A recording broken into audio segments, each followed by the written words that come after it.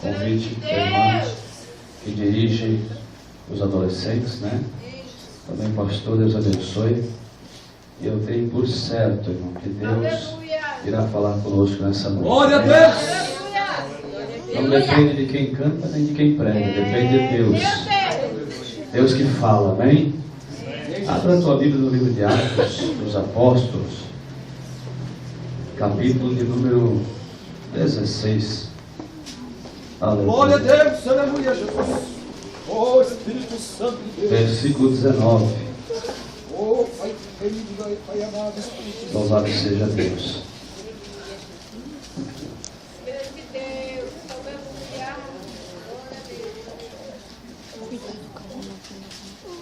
Capítulo 16 do livro de Atos dos Apóstolos, versículo 19. Amém? Controle diz amém.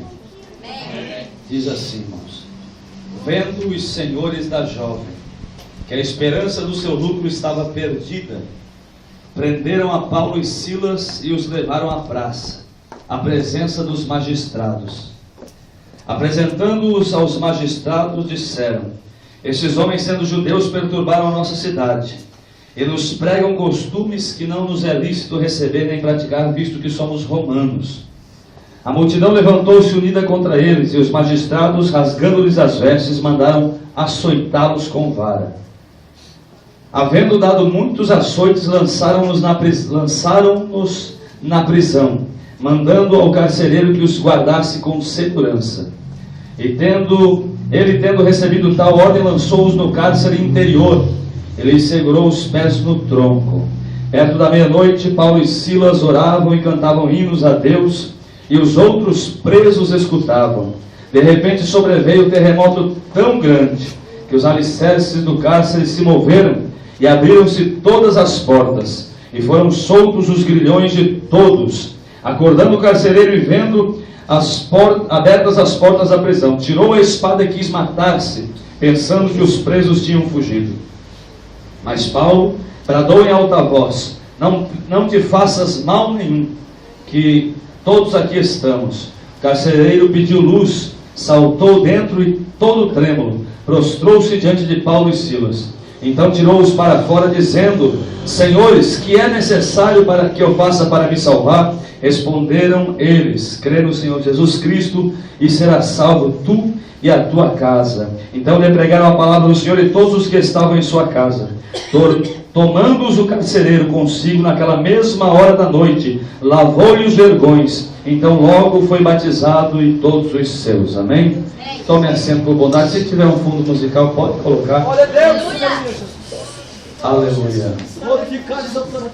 Aleluia. Irmãos, eu estava falando com Deus no meu espírito, conversando com Deus sobre uma palavra para essa noite. Eu quero que os irmãos entendam que Deus, Ele sempre quer falar conosco. A bem da verdade, irmão, você não vem no culto para receber, você vem para dar. Nós estamos vivendo um tempo em que está sendo vendido um evangelho sem sofrimento. O evangelho em que as pessoas dizem parem de sofrer, ou você não precisa sofrer. Paulo, quando escreve a Timóteo, ele escreve: sofre, pois, comigo as aflições como bom soldado de Cristo. Jesus disse: no mundo tereis aflições, mas tende bom ânimo. Deus, Ele não nos livra, irmão, da luta ou da provação. Deus tem um propósito na provação. Muita gente me disse, quando eu vim para Jesus, me trouxeram uma expectativa diferente daquela que eu encontrei buscando a palavra de Deus.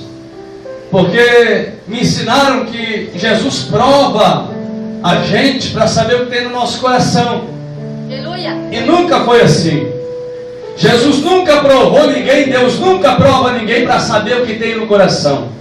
Deus é onisciente, onipresente, onipotente. Deus já sabe, sem provar você, o que está no teu coração. Antes da palavra tua boca, Deus já conhece o que você ia falar. Deus conhece o amanhã, o depois de amanhã. Deus conhece a eternidade. Deus não precisa provar alguém para conhecer o coração. Está enganado quem pensa assim, irmão. No final da prova de Jó, Jó diz assim, ó: antes com os meus ouvidos eu ouvia falar de ti, agora depois da prova os meus olhos te veem. A prova é para você parar de ouvir acerca de Deus e passar a vê-lo em tua vida. A prova é para você parar de ouvir acerca de milagres e passar a ver milagres em tua vida. A prova é para você ter experiências com Deus. Se Deus não provar você, você mesmo não cria princípios na tua caminhada. E se você não estiver disposto a morrer pelos princípios que regem a tua vida, você não tem princípios. Princípios são inegociáveis. Princípios não se vendem. O tempo passa, a igreja cresce, a igreja até se torna mais tecnológica, mas os princípios da palavra de Deus não mudam. A lei passou, e Paulo disse: alguém quiser cumprir a lei, tem que fazer tudo. E Cristo, para esse que quer viver debaixo da lei e se justificar pela lei, de nada tem valor. Mas para quê? O que ficou da lei então? Os atributos morais, que são eternos. Qual é a moral da lei, irmão? Ame a Deus sobre todas as coisas e ao próximo como a ti mesmo. Fazendo isso, estarás cumprindo a lei e os profetas. Vivemos em um tempo muito difícil. Vivemos em um tempo em que as pessoas buscam as experiências dos outros e não querem viver a sua própria experiência. Jesus disse: aquele que quiser vir após mim, negue-se a si mesmo, tome a sua cruz. E o que é difícil encontrar hoje é cristão com cruz. A Bíblia diz que Jesus, ele não rejeitou a cruz, antes ele aceitou sobre ele a vergonha da cruz. Sabe por que o Filho de Deus aceitou a vergonha da cruz? Para que eu e você não tivéssemos vergonha de carregar nossa cruz. Não somos super-homens, não somos os bambambam, somos falíveis, somos de carne e osso, mas o poder dele se aperfeiçoa na nossa fraqueza. E quando estamos fracos, somos fortes, porque ele brilha em nossas vidas. Estão vendendo por aí um evangelho que não tem defeito, um evangelho que pessoas não podem passar lutas, pessoas não podem passar necessidades. Paulo disse que através de muitas tribulações e necessidades você chega no céu. Olha para mim.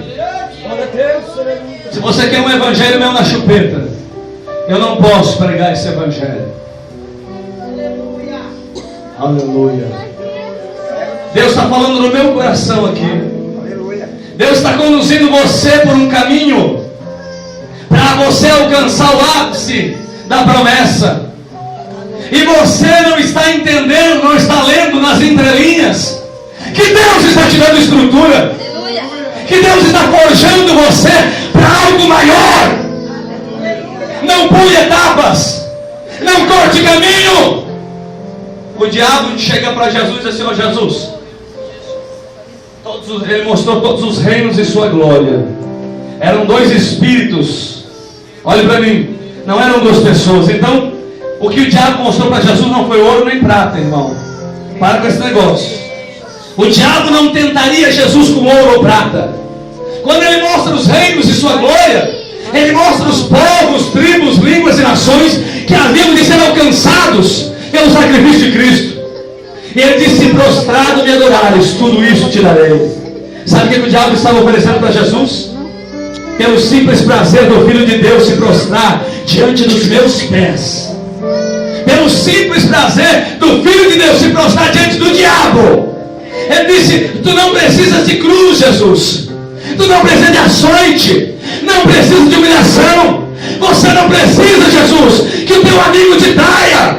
Você não precisa de escárnio. Você não precisa sofrer morte de cruz, de maldição. Mas a Bíblia diz que Jesus disse: escrito está, só ao Senhor teu Deus adorarás. E no original, só a Ele prestarás prosquíneo, que é o culto de adoração fervorosa. Jesus estava dizendo assim, ó, o coração, meu coração, só pode adorar fervorosamente a Deus. E o diabo nesse presente século tem oferecido atalhos em um evangelho que não tem cruz, em um evangelho que não é escarnecido, irmão. Desde o princípio nós fomos perseguidos. Um evangelho que não tem traição, um evangelho que as pessoas não zombam, não perseguem, não é evangelho.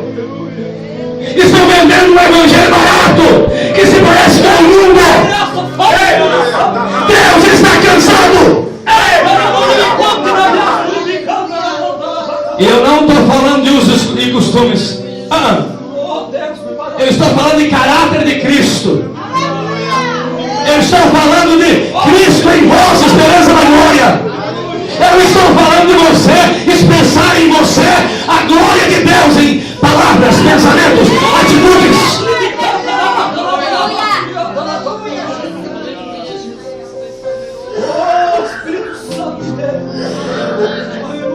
Escute, irmão. Fazem 18 anos que eu aceitei Jesus. Eu era canceroso, desenganado da medicina. 25 quilos menos. Você já conhece essa história, eu acho. Eu vim para Jesus, eu ia morrer. Jesus me salvou, me curou, me libertou e me fez uma promessa. Eu fiquei 11 anos no campo missionário. Antes de ontem, eu fiz 15 anos de casado. Fiquei 11 anos no campo missionário. Agora 3 anos eu estou na itinerância. Os últimos 2 anos só na itinerância. E esse meu trajeto que eu passei foi muito intenso. Só que eu quero dizer para você, irmão, o que me faz feliz na terra não é o que está na mão, não é o que Cristo pode fazer por mim. O que me faz feliz foi o que Ele já fez na cruz do Calvário. Eu não preciso de mais nada, Cristo me é suficiente. E eu tenho que entender que a presença dEle é tudo. E quem tem a presença sabe que ela chama a existência as coisas que não são como se fossem. Deus não depende de circunstância. Deus não depende que você olhe para as circunstâncias. Deus só depende do teu posicionamento. E aí, irmão, a gente pensa que não vai ter adversidades. A gente pensa que não tem contrariedade, vento contrário. A gente pensa que não tem coisas, não tem lutas. E tem muita gente fugindo da luta, correndo para um atalho, em que se você se prostra só um pouquinho, diante do que o mundo está oferecendo, você não sofre as aflições de Cristo. É verdade, Senhor meu Deus. Escute, Paulo expulsou um demônio de uma jovem adivinha. Olhe para mim. Deus te levantou para destituir potestades e principados. Deus te levantou para você enfrentar as forças de Satanás na terra contra essa humanidade. E toda vez que você se posiciona em Cristo Jesus, você está na linha de frente de batalha contra a potestade, contra demônios. Irmão, não tem como fugir. Ou você pertence a um reino ou a outro. Primeira epístola de Paulo aos Coríntios, o primeiro capítulo, nos primeiros versículos, Paulo diz assim, ó, Paulo, apóstolo de Jesus Cristo, pela vontade de Deus. Paulo está escrevendo aos Coríntios, dizendo assim, ó, eu sou Paulo, eu sou apóstolo de Jesus Cristo, e isso na minha vida é pela vontade de Deus. E ele diz, e o irmão Sóstenes. A pergunta é, quem você é? É da vontade de quem? Aquilo que você está fazendo. A quem você pertence? Você está satisfazendo a vontade de Cristo em tua vida ou do teu ventre? Porque é tempo de você entender que não demora, Jesus aparece nas nuvens. E tudo na tua vida que aconteceu, até as marcas mais profundas na tua alma, tem a ver com o plano que Deus tem em tua vida. Para de chorar as pitangas do passado. Para de se lamentar pelo que aconteceu. Deus te deu experiência. Você só vai sarar pessoas daquilo pelo qual você já foi sarado. Faz 20 anos, 15 anos, 10 anos e ainda leva marcas. E elas evidenciam no teu posicionamento.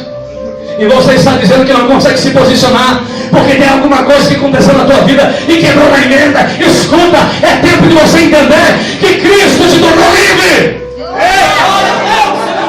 O diabo monta uma fortaleza e ou nós ficamos nessa fortaleza ou cremos que Deus nos levará muito além das fortalezas de Satanás. E aí Paulo repreende um demônio e traz liberdade ao cativeiro daquela mulher. Expulsa o demônio dela. E isso alvoroçou com o povo. Irmão, a nossa nação está alvoroçada porque os cristãos têm ficado em posicionamentos. Você não precisa concordar com tudo aquilo que cada cristão está fazendo, mas quando os cristãos se posicionam e favorecendo a palavra de Deus, você entende que o mundo, assim, irmão, escute o que eu vou dizer, assim como naquele tempo passado, eles pagavam para alguém inventar uma mentira e dizer que foi os discípulos que roubaram o corpo de Cristo da sepultura. Eles estão inventando mentiras por aí sobre homens de Deus, mulheres de Deus, para denegrir o evangelho para você não ter pelo que lutar. Eu não estou firmado em homens. Eu sei que como eu, os homens são vários. Eu estou firmado em Cristo. Ai, meu Deus. Não se deixe levar pela mídia tendenciosa. Não se deixe levar pelos crentes faccionistas, por aqueles que sempre têm uma opinião contrária. Defenda a tua fé. Morra pelos princípios dessa palavra. Ou você não conhece Jesus.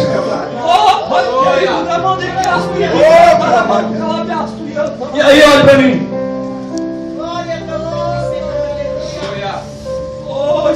Paulo expulsa o demônio, alvoroçou. Deixa eu te dizer uma coisa. Muitas das vezes quando você entra em batalha espiritual, você começa a destituir potestades. Você começa a degladiar com demônios revestido por Deus. Você não enfrenta o diabo no nosso peito. Você vai no nome de Jesus. E se você parar para pensar, deixa eu dizer que, sabe por que Paulo expulsou esse demônio? Eu vou falar, irmão. Vocês sabem o que eu falo. A mulher adivinha? Estava elogiando Paulo. Lisonja. Cada vez que Paulo e Silas passavam, ela dizia: "Oh, homem de Deus, lá vai um grande homem de Deus, esse prega a verdade." E aí Paulo se incomodou e expulsou o demônio, porque convém que ele cresça e ele diminua.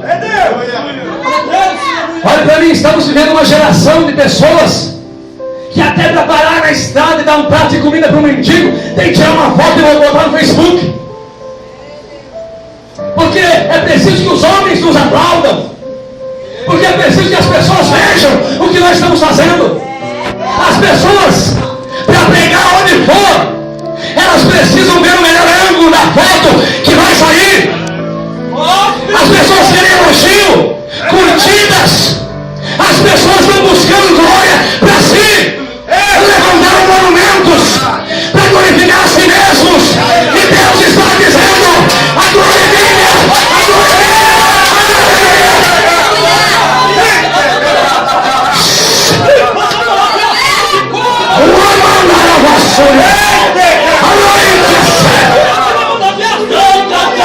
Não é o que você faz, é o porquê e para quem você faz. Não Irmão, seja gospel, você não mora nos Estados Unidos. Seja cristão, amigo de Cristo.